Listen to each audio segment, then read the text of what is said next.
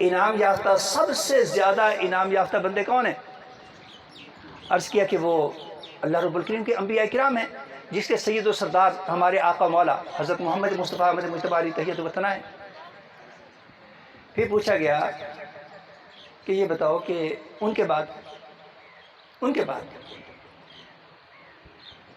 اپنی بساط کے مطابق عرض کیا کہ صحابہ کرام علیہم الرضوان،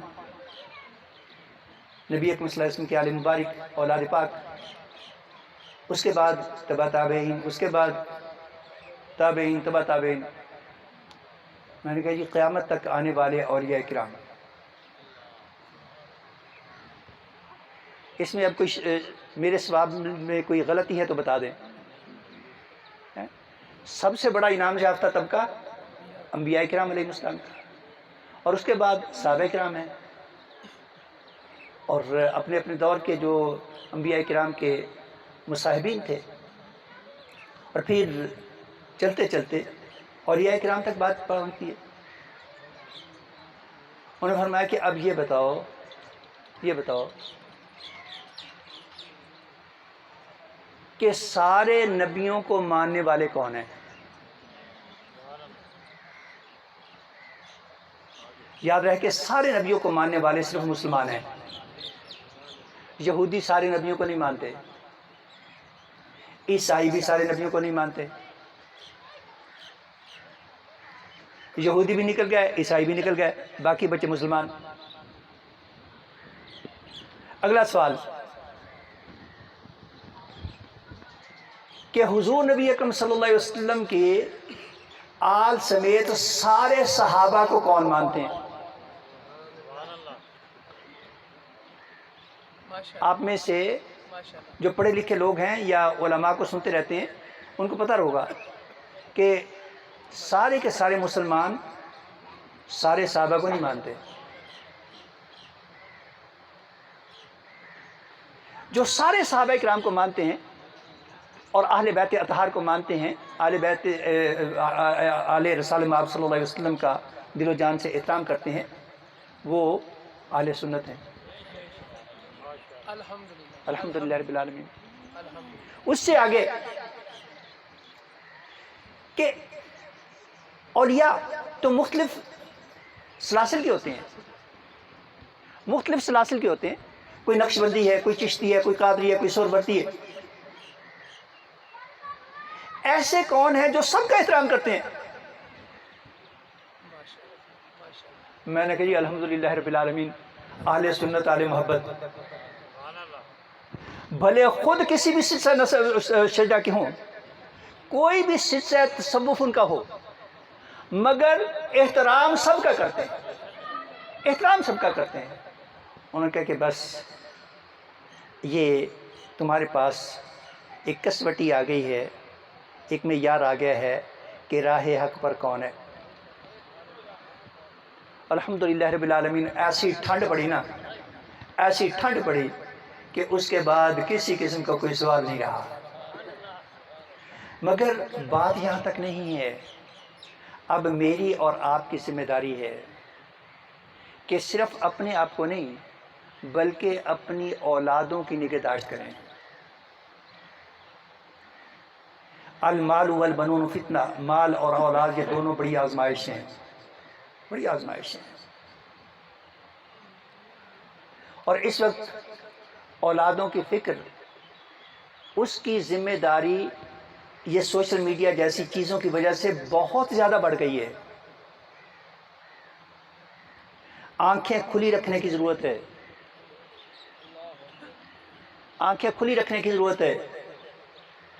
اور چیک اینڈ بیلنس اس کی بہت زیادہ ضرورت ہے کہ اپنے معاملات کی دیکھ بھال کریں۔ میں بہت سارے ایسے لوگوں کو جانتا ہوں اپنے سمیت کہ جو لیٹ ہو جاتے ہیں، اور پھر اندازہ ہوتا ہے کہ اب پچھتائے کیا ہوا تو جب چڑیاں چگ گئیں کھیت۔ میں میاں صاحب کا پیغام آپ کو پہنچا رہا ہوں، اور اسی بات پر اپنی گفتگو کو ختم بھی کر رہا ہوں کہ میری اور آپ سب کی ذمہ داری ہے کہ جنہیں میاں صاحب سے محبت ہے اور میاں صاحب کے قبیل یعنی اولیاء کرام سے محبت ہے، جنہیں حضور صلی اللہ علیہ وسلم کی آل سے محبت ہے، جنہیں حضور کی ازواج سے محبت ہے، جنہیں حضور کے صحابہ کرام سے محبت ہے، جنہیں انبیاء کرام علیہ السلام سے محبت ہے، وہ صرف اپنی ہی نہیں بلکہ اپنی اولاد اور متعلقین کی بھی فکر کریں۔ رب کریم ہمارے لیے آسانی فرمائے۔ بہت کرم نوازی ہے اس کریم کی۔ اور میں نے ویسے نا مفتی صاحب قبلہ کو یہ پیغام بھجوایا تھا کہ میری حالت ایسی ہے کہ آج، بلکہ یہ دونوں جو دائیں بائیں بیٹھے ہیں، امین صاحب کو میں نے نہیں بتایا تھا کہیں یہ پریشان نہ ہو، یہ دونوں جو دائیں بائیں بیٹھے ہیں ان کو میں نے عرض کر دیا تھا کہ میری حالت ایسی ہے کہ میں آ نہیں پاؤں گا، مگر اس کریم کا کرم ہے کہ مجھ سے اس نے اتنی گفتگو بھی کروا دی، اور آپ کی مہربانی ہے، یہ ان کی دعائیں تھیں، ان کی نظر کرم تھی، انہوں نے بلوا لیا۔ اور دعا ہے کہ اللہ تبارک و تعالی تمام بیماروں کو صحت بھی دے اور حسن عمل کی سعادتیں آسان فرمائے۔ اب بلا تاخیر برادر مکرم،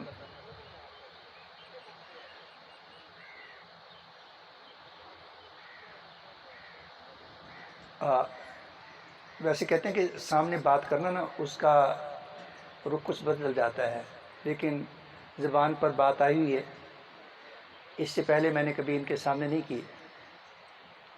میرا نا جی چاہا کرتا ہے کہ ان کو میں سامنے بیٹھ کر سنوں،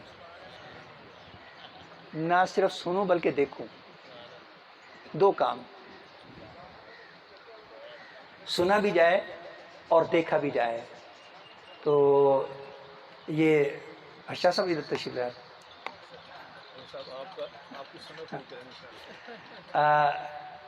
یہ جو ہے اللہ تبارک و تعالیٰ کے بے پایا انعامات ہیں، ان پر بے پایا انعامات ہیں۔ وہ ان کے شاگردوں کے وسیع سلسلہ میں سے نا ایک، آج ابھی جب آ رہے تھے راستے میں یہ بچہ بتا رہا تھا کہ اجمل قادری صاحب جو ہیں ہمارے بڑے مشہور ایک وہ ہیں مقرر، تو انہوں نے کسی تقریر میں ذکر کیا ہوگا کہ میں نے اکتساب علم مفتی صاحب سے کیا ہے، وہ ان کے بہت سارے بے شمار شاگردوں میں سے ایک ہیں۔ نام لیتے جائیں گے تو بات آگے بڑھتی جائے گی۔ تو رب کریم کے بے شمار انعامات احسانات ہیں، حافظ قرآن ہیں، مفتی ہیں، ابن مفتی ہیں، اللہ تبارک و تعالیٰ نے لا تعداد انعامات سے آراستہ کی ہے۔ مہربانی اور شفقت ہے کہ یہ تشریف لائے، اور تشریف لانے کے پس منظر میں وہ میں پہلے بتا چکا ہوں، چند سال پہلے جب تشریف لائے تھے اس کے بعد مجھے متعدد لوگوں نے کہا کہ اگر موقع ملے تو پھر ان کی ہم زیارت بھی کریں اور اکتساب فیض بھی۔ تو بلا تاخیر میں التجا کرتا ہوں کہ ہماری رہنمائی جس قدر آپ چاہیں، وقت کی مناسبت سے نماز ظہر ہم نے نہیں پڑھی ہے، تو ہاں جی، وآخر دعوانا الحمدللہ رب العالمین۔ رسول الکریم، اما بعد فاعوذ باللہ من الشیطان الرجیم، بسم اللہ الرحمن الرحیم، اهدنا الصراط المستقیم صراط الذین انعمت علیہم غیر المغضوب علیہم ولا الضالین، آمین۔ صدق اللہ مولانا العظیم وبلغنا رسوله النبی الحبیب الکریم الامین، ونحن على ذلك من الشاہدین والشاکرین والحمد للہ رب العالمین۔ درود پاک پڑھیے۔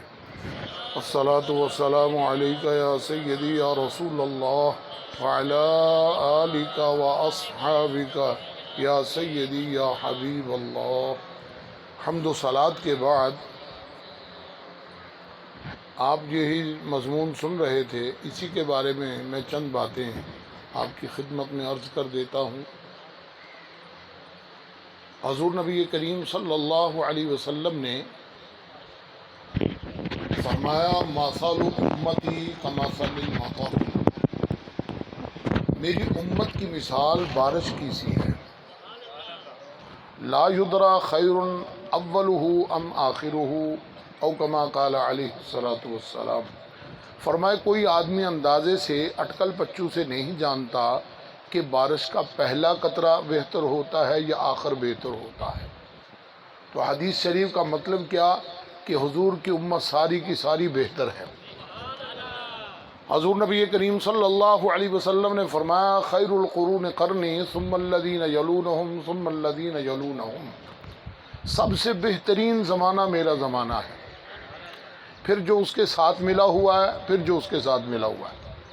علماء نے یہاں پر ایک بہت پیاری بات بیان فرمائی لفظ قرنی پر، فرماتے قرنی کے 4 حرف ہیں، قاف را نون یا، اور ترتیب دیکھو صدیق کی قاف، عمر کا را، اور عثمان کا نون، اور علی کی یا۔ یہ حضور کا زمانہ ہے۔ فرمایا پھر اس کے ساتھ، پھر جو اس کے ساتھ ملا، پھر فرمایا ثم یظہر الکذب، پھر اس کے بعد جھوٹ ظاہر ہوگا، یشہدون ولا یستشہدون، لوگ گواہی دیں گے حالانکہ ان سے گواہی مانگی نہیں جائے گی، گواہی طلب نہیں کی جائے گی۔ تو زمانہ خیر کا مطلب کیا ہے کہ اس میں خیر زیادہ ہے اور شر کم ہے، اور اس کے بعد جو شر کا فرمایا تو بعد کے زمانوں میں شر زیادہ ہے، خیر کم ہے۔ اور حضرت ملا علی قاری رحمۃ اللہ علیہ فرماتے ہیں یہ حضور نبی کریم صلی اللہ علیہ وسلم کے زمانہ اقدس سے دوری کا نتیجہ ہے کہ شر بڑھتا جاتا ہے۔ اب حضور صلی اللہ علیہ وسلم کے زمانہ سے دوری تو ہے، جو قیامت قریب آئے گی شر بڑھتا جائے گا۔ اور حضور نبی کریم صلی اللہ علیہ وسلم نے فرمایا کہ جو میرے بعد زندہ رہے گا وہ بہت سے اختلاف دیکھے گا، ان اختلافات میں تمہیں نے کیا کرنا ہے؟ فرمایا علیکم بسنتی وسنت الخلفاء الراشدین المہدیین، تم میری سنت پر بھی عمل کرنا ہے اور میرے خلفاء راشدین کی سنت پر بھی عمل کرنا ہے۔ آج لوگ دعویٰ کرتے ہیں کتاب و سنت پر عمل کرنے کا، تو ہم قرآن کریم کی پہلی سورت کو دیکھتے ہیں تو وہاں پر یہ نہیں فرمایا گیا اہدنا الکتاب والسنہ، اے اللہ ہمیں کتاب و سنت پر چلا، بلکہ کیا فرمایا اہدنا الصراط المستقیم، اے اللہ ہمیں سیدھی راہ پر چلا۔ اور وہ سیدھی راہ کون سی ہے؟ صراط الذین انعمت علیہم، ان بندوں کی راہ جن پر تیرا انعام و اکرام ہوا۔ اب غور کرو، کتاب و سنت سے تم اولیاء اللہ کی پہچان کرو اور اولیاء اللہ سے صراط مستقیم دیکھو۔ ہر مدعی قرآن سچا نہیں ہے۔ حضرت جناب سیدنا علی المرتضیٰ شیر خدا رضی اللہ عنہ کے زمانہ خلافت میں جب فتنوں کا ظہور ہوا تو اس وقت ہی ایک گروہ کہتا تھا ہم صرف کتاب و سنت پر عمل کریں گے، جبکہ حضرت علی کا موقف بھی یہ تھا، حضرت امیر معاویہ کا موقف بھی یہ تھا کہ ابو بکر صدیق کا بھی طریقہ اختیار کرنا ہے، عمر فاروق کا طریقہ بھی اختیار کرنا ہے، عثمان غنی کا طریقہ بھی اختیار کرنا ہے، مولا علی کا طریقہ بھی اختیار کرنا ہے۔ اب میں اختصار سے آپ کو 7 چیزیں ایسی بتا رہا ہوں جس سے ہم ہدایت کو پہچان لیں گے۔ پہلی اللہ کی کتاب ہے، دوسری حضور نبی کریم صلی اللہ علیہ وسلم کی سنت ہے، تیسرا خلفاء راشدین کا طریقہ ہے، چوتھا اہل بیت اطہار ہیں، پانچواں صحابہ کرام ہیں، چھٹے صالحین سواد اعظم کا طریقہ ہے، اور ساتواں مسلمانوں کی اکثریت کے ساتھ چلتے رہنا ہے۔ یہ سب قرآن اور سنت میں موجود ہے۔ حضور نبی کریم صلی اللہ علیہ وسلم نے فرمایا کہ میں تم میں 2 باری چیزیں چھوڑے جا رہا ہوں، لن تضلوا ان تمسکتم بہما، اگر تم اسے مضبوطی سے تھامے رہو گے تو کبھی گمراہ نہ ہوگے۔ فرمایا کتاب اللہ وعطرتی اہل بیتی، ایک اللہ کی کتاب ہے اور دوسری اہل بیت میری عطرت ہے۔ فرمایا ولن یتفرقا، یہ دونوں جدا نہیں ہوں گے یہاں تک کہ حوض کوثر مجھے ملیں گے۔ اب ایک گروہ ہے جو دعویٰ کرتا ہے کہ ہم عطرت کے ماننے والے ہیں لیکن قرآن ان کے پاس نہیں ہے، اور ایک گروہ ایسا پیدا ہو گیا جو کہتے ہیں ہم اہل قرآن ہیں، ہمیں کسی اور چیز کی ضرورت ہی نہیں ہے۔ اور موطا امام مالک شریف میں فرمایا کہ حضور نبی کریم صلی اللہ علیہ وسلم نے کہ میں ایک اللہ کی کتاب چھوڑ رہا ہوں اور تم میں دوسری سنت چھوڑ رہا ہوں۔ تیسرا فرمایا اقتدوا بالذین من بعد ابی بکر و عمر، میرے بعد ابو بکر اور عمر کی پیروی کرنا۔ چوتھا فرمایا علیکم بسنتی وسنت الخلفاء الراشدین المہدیین، تم پر میرا طریقہ بھی لازم ہے اور میرے خلفاء راشدین کا طریقہ بھی لازم ہے۔ اور پھر فرمایا، حضرت عبداللہ بن مسعود فرماتے ہیں حضور صلی اللہ علیہ وسلم سے پوچھا، حضور اگر کوئی ایسا کام ہو جس کے بارے میں نہ اللہ کی کتاب میں ملے نہ حضور کی سنت میں ملے، اس صورت میں کیا کرنا چاہیے؟ تو فرمایا ینظر فیہ العابدون والصالحون، تو میری امت کے نیک اور صالح بندوں کے طریقے کو دیکھ لو۔ اور حضور صلی اللہ علیہ وسلم کی امت کے بارے میں فرمایا علیکم بالجماعہ، تم پر مسلمانوں کی جماعت لازم ہے۔ لا تجتمع امتی علی الضلالہ، میری امت کبھی بھی گمراہی پر جمع نہ ہوگی۔ اور فرمایا اتبعوا السواد العظم فإنہ من شذ شذ فی النار، تم پر بڑی مسلمانوں کی جماعت کے ساتھ رہنا لازم ہے، جو اس سے جدا ہوا جہنم میں اکیلا چلا گیا۔ اور فرمایا ان الشیطان ذیب الانسان کذیب الغنم، انسان کا بھیڑیا ہے شیطان، جیسے بکریوں کا بھیڑیا ہے۔ یاخذ الشاذۃ والقاسیۃ والناحیۃ، جس طرح بھیڑیا ریوڑ سے الگ ہونے والی بکری کو پکڑ لیتا ہے، پیچھے رہ جانے والی بکری کو پکڑ لیتا ہے، اور جو اس سے جدا ہوتا ہے اسے پکڑ لیتا ہے۔ یعنی جو بکریوں کے ریوڑ کے ساتھ بکری رہے وہ بھیڑیے کا شکار نہیں ہوتی، اور جو مسلمانوں کی جماعت کے ساتھ رہے وہ شیطان کا شکار نہیں ہوتا۔ اور اس تمام امور پر عمل کرنے والوں کو اہل سنت و جماعت کہا جاتا ہے۔ حضرت امام ربانی مجدد الفسانی شیخ احمد سرہندی فاروقی رحمۃ اللہ علیہ فرماتے ہیں کہ انسان کی نجات کا دار و مدار اہل سنت و جماعت کے عقیدے پر ہے، اور جو اہل سنت کے عقیدے سے بال برابر بھی ادھر ہوا اس کے لیے خطرے ہی خطرے ہیں۔ اور آپ فرماتے ہیں کہ نجات کا دار و مدار تو اہل سنت و جماعت کے عقیدے پر ہے۔ اور دوسری بات آپ یہ فرماتے ہیں کہ کتاب و سنت کا وہی معنی معتبر ہے جو علماء اہل سنت نے فرمایا ہے، اب کسی نئے معنی کی تحقیق کی ضرورت نہیں ہے۔ کیوں کہ وہ حضرات ہم سے زیادہ کتاب و سنت کو سمجھتے تھے، صحابہ کرام کے احوال کو جانتے تھے، اور انہوں نے اس طریق کو بیان فرما دیا۔ اب دیکھو شیطان جو ہے نا وہ بھی سیدھے راستے پر بیٹھا ہوا ہے، اس سے بچنا بہت ضروری ہے۔ اس نے فرمایا لَأَقْعُدَنَّ لَهُمْ صِرَاطَكَ الْمُسْتَقِيمَ، میں ضرور تیری سیدھی راہ پر بیٹھوں گا۔ اب اندازہ لگاؤ کہ سیدھی راہ کون سی ہے جس میں نہ اونچ ہے نہ نیچ ہے نہ افراط ہے نہ تفریط ہے، نہ اس میں گڑھے ہیں نہ کھڈے ہیں نہ ٹوئے ہیں نہ ٹبے ہیں، آنکھیں بند کر کے چلتے چلے جاؤ۔ اور جب تم مسلمانوں کی جماعت کے ساتھ یعنی اولیاء کرام کے ساتھ چلتے رہو گے تو شیطان کا تم پر داؤ فریب نہیں چلے گا۔ علامہ ابن جوزی رحمۃ اللہ علیہ نے فرمایا کہ اللہ کے ولی نے شیطان کو دیکھا تو اس کو ڈنڈا مارنے لگے۔ شیطان کہنے لگا میں اس سے نہیں ڈرتا، اس ڈنڈے سے نہیں ڈرتا۔ پوچھا کس سے ڈرتے ہو؟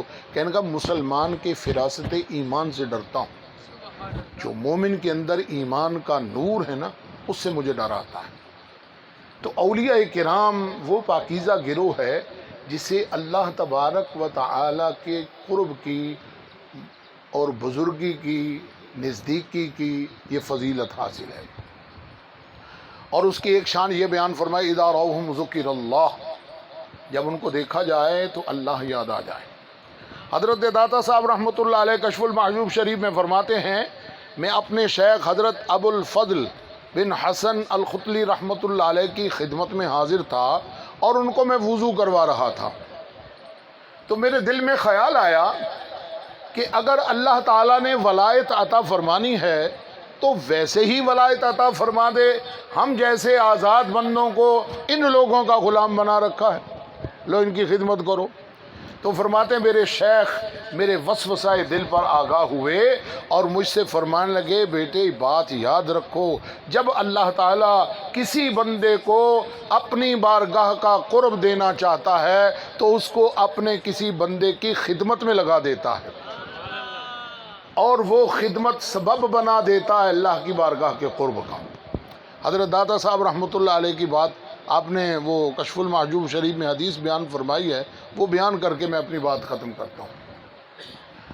آپ فرماتے ہیں حضرت حارثہ رضی اللہ تعالی عنہ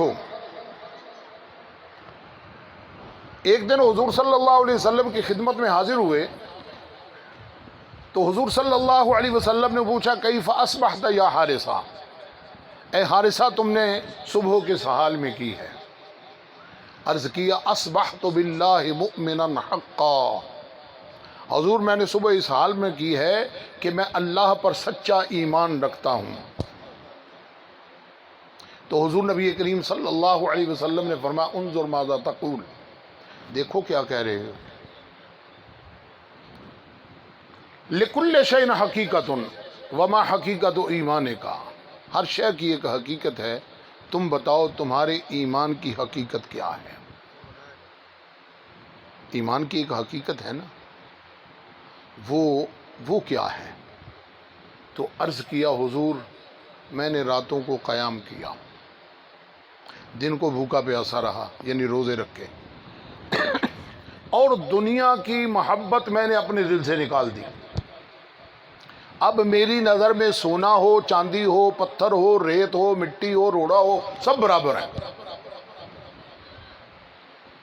اب مجھے دنیا کی یہ حیثیت ظاہر ہو گئی اور میں نے دنیا سے منہ موڑ لیا، اور میں رات کو قیام کرتا ہوں، دن کو روزہ رکھتا ہوں، اور اب میری حالت یہ ہے حتی رأیت عرش ربی بارزا، میں اپنے رب کے عرش کو ظاہر دیکھ رہا ہوں۔ اور عرض کیا حضور میں جنت میں جنتیوں کو دیکھ رہا ہوں ایک دوسرے کی زیارت کر رہے ہیں، اور عرض کیا حضور میں دوزخیوں کو دیکھ رہا ہوں وہ دوزخ میں لڑ جھگڑ رہے ہیں، کیونکہ ان ذالک لحق تخاصم اہل النار، جہنم میں جہنمیوں نے لڑنا ہے اور جنت میں جنتیوں نے کوئی نہیں لڑنا۔ وَنَزَعْنَا مَا فِي صُدُورِهِم مِّن غِلٍّ إِخْوَانًا عَلَى سُرُرٍ مُتَقَابِلِينَ، اگر اہل جنت کے درمیان کوئی ایسی بات ہوئی بھی تو رب فرماتا ہم ان کا سینے پاک کر کے ان کو بٹھا دیں گے اور وہ جنت میں آمنے سامنے تختوں پر بھائی بیٹھے ہوئے ہوں گے۔ تو حضور نبی کریم صلی اللہ علیہ وسلم نے فرمایا بس اتنا ہی کافی ہے، اور فرمایا یہ وہ بندہ ہے حارثہ، وہ بندہ ہے نور اللہ قلبہ بالایمان، اللہ نے اس بندے کا دل ایمان سے روشن کر دیا ہے۔ تو جب ایمان کی یہ حالت ہے، ایمان کی یہ حقیقت ہے، تو پھر ان اولیاء کرام کی کیا حقیقت اور کیا مرتبہ ہوگا۔ حضرت امام شیخ عبد الوہاب شعرانی رحمۃ اللہ علیہ فرماتے ہیں حضرت امام ابو حنیفہ رضی اللہ تعالیٰ عنہ اہل کشف کے امام ہیں، اور آپ کو اللہ تعالیٰ نے یہ شان عطا فرمائی تھی کہ جیسے حدیث شریف میں فرمایا جب بندہ وضو کرتا ہے تو اس کے ہاتھ کے گناہ جھڑ جاتے ہیں، منہ دھوتا ہے تو چہرے کے گناہ جھڑ جاتے ہیں، پاؤں دھوتا ہے پاؤں کے گناہ جھڑ جاتے ہیں، اور سر کا بسا کرتا ہے تو سر کے گناہ جھڑ جاتے ہیں۔ تو حضرت امام ابو حنیفہ رضی اللہ عنہ کو وضو کا پانی دیکھ کر فرما دیتے کہ تو نے فلاں گناہ کیا توبہ کر، اور فرمایا ایک شخص کو دیکھا وہ وضو کر رہا ہے، فرمایا تو ماں باپ کی نافرمانی کرتا ہے اس سے توبہ کر لے۔ ایک شخص نے کو دیکھا وضو کرتے، فرمایا بدکاری چھوڑ دے۔ تو یہ کیا ہے؟ یہ وہ ایمان کا نور اور ایمان کی روشنی ہے جو بندے کو حاصل ہوتی ہے۔ حضرت انس رضی اللہ عنہ فرمایا ایک دن میں حضرت عثمان غنی رضی اللہ عنہ کی خدمت میں جا رہا تھا، راستے میں اچانک بیگانی عورت پر نظر پڑ گئی، میں آگے چلا گیا، جب حضرت عثمان کی خدمت میں حاضر ہوا تو آپ فرمانے لگے کیا حال ہے لوگوں کا؟ وہ ہمارے پاس آتے ہیں اس حال میں کہ ان کی آنکھوں میں زنا کا اثر دیکھتا ہوں۔ تو حضرت انس فرماتے میں نے عرض کیا वहीयुन बाद रसूलिल्लाह सल्लल्लाहु अलैहि वसल्लम, क्या हुजूर के बाद भी वही आती है? फरमाया ला वलाकिन फिरासतन, ये तो फिरासत ईमान है। तो ये अहले नज़र जो हैं, इनको अल्लाह तबारक व तआला जब ईमान का नूर देता है तो फिर उनके सामने रब ताला सब कुछ ही ज़ाहिर फरमा देता है। औलिया रा हस्त कुदरत अज इलाह, तीर जस्ता बाज गर्दानत ज़रा। मौलाना रूम फरमाते हैं औलिया अल्लाह तो अल्लाह की कुदरत का मजहर हुआ करते हैं, वो तो गए हुए तीर को भी वापस ले आते हैं। हज़रत मियाँ शेर मोहम्मद शरकपुरी रहमतुल्लाह ताला अलैह, आपके तो कश्फ व करामात इस कदर मशहूर हैं, जिस तरह मैं कहा करता हूँ हज़रत सैयदना गौसे आज़म रज़ियल्लाहु अन्हु की कश्फ व करामात मशहूर थी, आपके ज़माने में आपकी बहुत कश्फ व करामात थी। अल्लाह अकबर। हमारे हज़रत साहब रहमतुल्लाह अलैह शरकपुर शरीफ जब गए तो हज़ूर बाबा जी रहमतुल्लाह अलैह से मैंने सुना, आप फरमा के हाफिज़ जी जो हज़रत साहब मियाँ साहब दे बैत होए तो घरों जाके सब घर का सारा समान लद के ले आके तो मियाँ साहब की खिदमत ही पेश करता। तो जो आप जान लगे ना तो मियाँ साहब रहमतुल्लाह ने 5 रुपए अता फरमाए। तो आपने अर्ज़ किया हुजूर रहन दो, फरमाया शाह जी तुहाडे कोल ते जान दा किराया भी नहीं है। तो हज़ूर बाबा जी रहमतुल्लाह अलैह फरमाते हाफिज़ जी मियाँ साहब ने सानू 5 रुपये दिते, हाली साढ़े को मुक्के नहीं। तो औलिया अल्लाह की अताएँ जो हैं वो ख़त्म नहीं होती, क्यों कि वो अता जो है वो और हुआ करती है, ये दुनिया का काम नहीं होता। तो अल्लाह तबारक व तआला इन औलियाए किराम की बरकत से बाकी लोगों पर मेहरबानी फरमा देता है, और अल्लाह ताला अपने इन बाबरकत मुअज़्ज़ज़ मुहतरम बुज़ुर्गों की और जो अल्लाह की बारगाह में इनकी शान है उसकी बरकत से हम सब का यहाँ आना, मिलकर बैठना, अल्लाह और रसूल का ज़िक्र करना अपनी बारगाह में कबूल फरमाए। और हमारा यहाँ बैठना किसी दुनियावी मकसद के लिए नहीं है, बल्कि अल्लाह के एक बंदे की याद में यहाँ बैठे हैं, और अल्लाह के बंदों की याद जहाँ की जाए वहाँ रब की रहमत नाजिल होती है, और जब रब की रहमत नाजिल होती है तो शक़ी बदबख्त भी सआदतमंद हो जाते हैं। व आखिरु दावाना अनिल हम्दुलिल्लाहि रब्बिल आलमीन।